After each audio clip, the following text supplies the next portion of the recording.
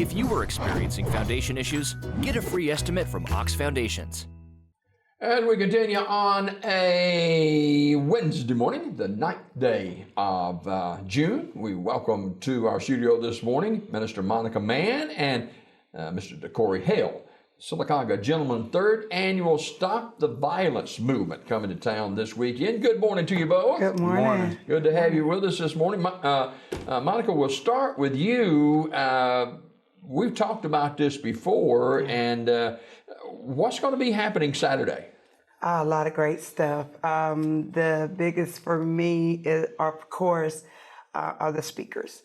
Those who come and impart. Sylacauga Police Chief, we have, as you call them, Shake and Bake, will be there.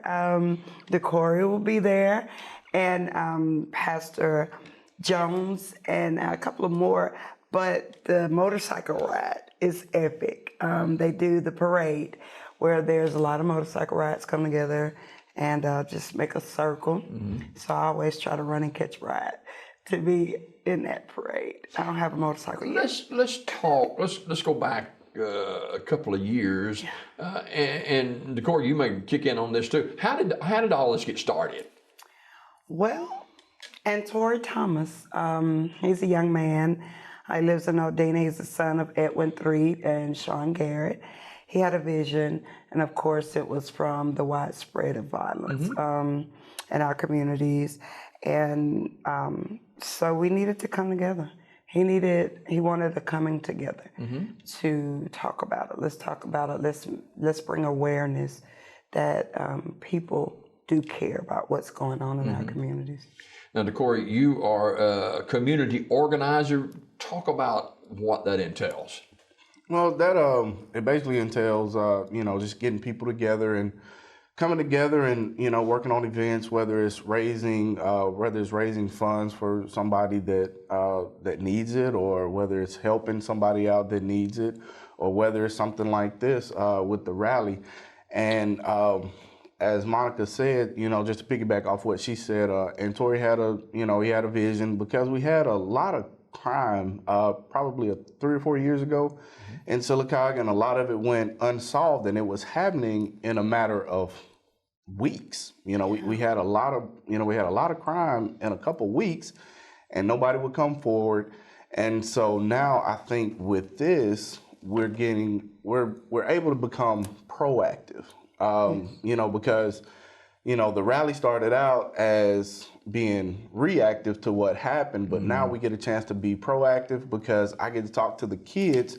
And as you know, that's when we need to talk to, that's when we need to get the most change, as children, and we can affect what they do as they grow. Yes. So, I really enjoy what I do, and, I do it for the love. So, Monica, what about you? Well, of course, I am big in outreach ministry. Church Without Walls is one of the ministries that God entrusted into me May 2005. And it's in the community. It's not in a church building. We meet every Sunday morning in Childersburg, in the housing community. I remember we had an event scheduled a year or so ago, didn't we? God is bigger. Yeah. So the basis of what I love to promote and what I love to spread is unity, the coming together of people, all people. Even with stopping violence, there has to be a united front where we come together, and it matters not because it's one particular neighborhood, or even it's definitely not a race thing, because mothers are mothers. So I would hope to engage all mothers to care about those mothers who have lost their sons. And that's what I do. I want to be a bridge that God can use for people to cross over, all people, to cross over from oppressions of any kind. Because oppression is what engages and ignites violence. Oppressions, drugs, oppression of domestic violence, oppressions of many kinds. And it ignites. And Monica, color doesn't matter to you. No, sir. No, sir. Because when you think about a child, and a mother having to bury their child. Yeah. That should be heartfelt by every mother, not because it's your child, not because of the color of the child. That should be a thing that's felt by us all. And I feel very deeply. I have 2 sons and a daughter, and they're all adults. And every time I get a call, every time I am made aware that there's been another child or young man slain, and there are young women too, who are caught up in crossfires, it breaks me. Yeah. DeCorey, you brought up something a few minutes ago that I see in reports of news and reports of violence and things like that. Why do you think a number of people are hesitant about coming forth with information? Oh, well, you know, they have what they call the code, you know, the street code, and it's, you know, don't tell because it could be you next. And I wish we could dispel that and, you know, get people to understand that, you know, if you do tell, if you do report what you've seen, there is protection out there for you. When, you know, nobody's just going to leave you out there. Nobody's going to divulge your information and tell who you are. And it's not making them a bad person either. No. It doesn't make you a bad person. It makes you somebody that wants to be on the right side of the law. And a lot of times I think it's because most people know each other, because crime is socioeconomic. You know, you know, you have quote unquote black on black crime, but you also have quote unquote white on white crime, and a lot of it has to do with the neighborhood. You know, I'll say for an example, if Monica has a TV that I like and I don't have the TV and I want the TV, if Monica lives next to me, I may go to Monica's house and get the TV as opposed to going 3 miles away and just finding someone random, because I may not even have a car. You know, again, socioeconomic standards. I may want something, so I may have to go for the closest thing. So a lot of times the people that witness these things, they may live next to the criminal. They may live with the criminal, or they may be kin to the criminal. So it's hard for them to really come out and say something. Does fear play into it a lot? As well? Yeah, you know, and that's what it is. You know, they know these people, and you know, a lot of times they're fearful of being tracked down. You know, they're fearful of somebody coming back and telling on them and saying, well, hey, I know who told on you. So, you know, it's just that, you know, it's just that fear of repercussion that we have to get over. All right, now this event's going to be at Noble Park this Saturday. Yes. And Sherman Williams, who played at the University of Alabama on the Crimson Tide football team, Dallas Cowboys, shake and bake. You know this guy. He is a great player there too, and he's going to be one of the speakers. But there are going to be other speakers as well. There will be. That I love that there is a host of great speakers and imparters that come, and it's a blessing to have those. Jerry Jones, you can't beat him now. Right. Very influential in the community and in the church and Christendom. And we need that. We need a collective array of people who stand together. Are you going to have games and stuff for the kids too? Absolutely. They'll be giving away hot dogs, of course, and the chips and juices for kids. There will be some things for sale. There'll be vendors as well. I love that fish, by the way. Yes. Edwin cooks very well. And so there'll be a lot of things going on that day. And every year it's continued to grow. Every year it's gotten, you know, bigger than the year before. We want to engage not just Sylacauga, though. We would like a united front, and that's why we're here. Yeah. That parents who have lost their children, I do want to express that Charles Woods and the Community Funeral Home have partnered and joined.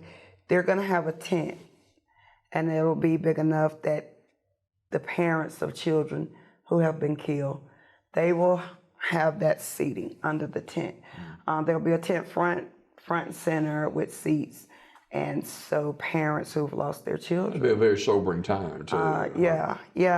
I was just thinking and praying on it. What can we do so that they understand, even though it's not our child, even though it's not per se my son, we care. We want to acknowledge their pain. And we want them to understand that we're trying to do something about it. We want to stop it. Yeah. We want it to end. I know it's a pressing issue to say what can we do, and there's no one single answer. But the beginning of it is coming together. A united front. Matthew, I think it's 12, says this: a house divided against itself, it cannot stand. Now, we're in the same house, whether we want to look at it like that or not. We have to inhabit the earth. DeCorey Hale, who is community organizer and a part of the Sylacauga Gentlemen 3rd Annual Stop the Violence movement. How do we reach, DeCorey, our young men and women who think that they're invincible? Well, through a grassroots campaign. A lot of times they won't come to you, so we have to go to them, and that's even if it's just knocking on doors, just inviting them to come in, inviting them to come where we are. Coming up with events such as this, or even just saying, "Hey, man, you want to go to lunch? Want to go to dinner? Let's talk about something." Because a lot of times, again, like the street code that I alluded to earlier. They're not going to be, well, they'll be more apt to say something in private than they would in front of their friends. So if you have to talk to them individually until you get all of them, that's what you have to do. Yeah. And Monica, you mentioned this a minute or two ago. There's a lot of mamas and daddies that are hurting today with the loss of a child. Yes. It's heartbreaking, again, as I said, whenever I get a call, especially when it's no logical explanation, not really. Of course, whoever is doing it in their own minds, I guess they feel like this is what they need to do, but taking a life is none of our right to do. We haven't touched on this much, but let's do that now. There's actually going to be a parade and stuff going on. What's going to be happening there? Motorcycles. The motorcycle clubs, One Love will be there. Of course, they've participated every year. And Tori has Guns Up, Wheels Up, Guns Down, who he's a part of. And they have the big 4-wheelers that, what is it called? ATVs, AVs. And it's just, I love it because the kids really enjoy the sound. I like the ride. I want one. As a matter of fact, I've been making calls trying to see if I can get a 4-wheeler or something that I can drive and ride. Yeah. But again, this needs to happen. I appreciate Tori not wanting it to just be a one-time thing. His motivation is inspiring to me, being a young black man. And Tori could have did it that one year and just said, okay, it was a good thing. But him not wanting to let it fall to the ground, he's been very consistent. And I could just appreciate that. Him even being a young black man, I know that I said violence is not a racial thing or anything, because violence is violence, period. But of course, we do see a spike in our culture, African American culture. And so him being a young black man doing something like this and making sure that it's done and put together. His dad helps, of course, in the Gentlemen's Club, helps Miss Sue Moon. She's very proactive in making sure they have really nice T-shirts and OJ. So I could just appreciate those young black men and those men doing this and making sure that because who can reach another young black man like a young Sure. black man? So, DeCorey, Monica touched on this. Why do you think there's been an uptick in violence among young African American men and women? Well, again, it goes back to socioeconomics. With the pandemic, a lot of people losing jobs, a lot of people, going through depression.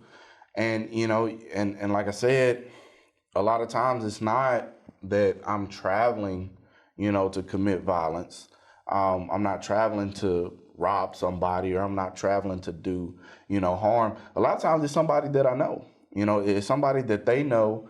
It's somebody that they're affiliated with, and if it happens to be in their neighborhood, that's what it is. And so, but not just the African American community. I think it's all communities. Like I said, the pandemic, and people are desperate. And everybody's got guns. Yeah, everybody's got guns, and you have a lot of people that don't know how to properly use them and when to properly use them. So, so a lot of times you have people that just go off, vigilante style, or they see something that they want, or they're jealous of this person, or they're mad at this person. And instead of talking it out, or even, when I was in school, old school, you just fight. Yeah, you just shoulder to shoulder and fight. They just rather use a gun.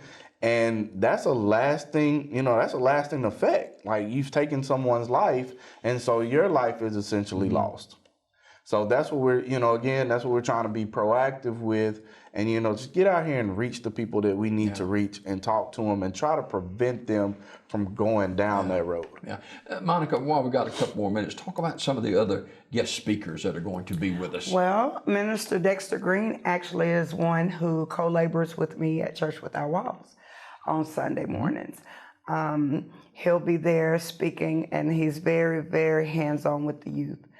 In Childersburg, he's very prominent and relevant in the sports arena with the kids, but in the community, he's a reach out and touch community leader that we have there in Childersburg. And again, I said Minister Jerry Jones, of course, a great speaker. He's a special man to me. He is. Minister Julian Ashley will come down from Talladega.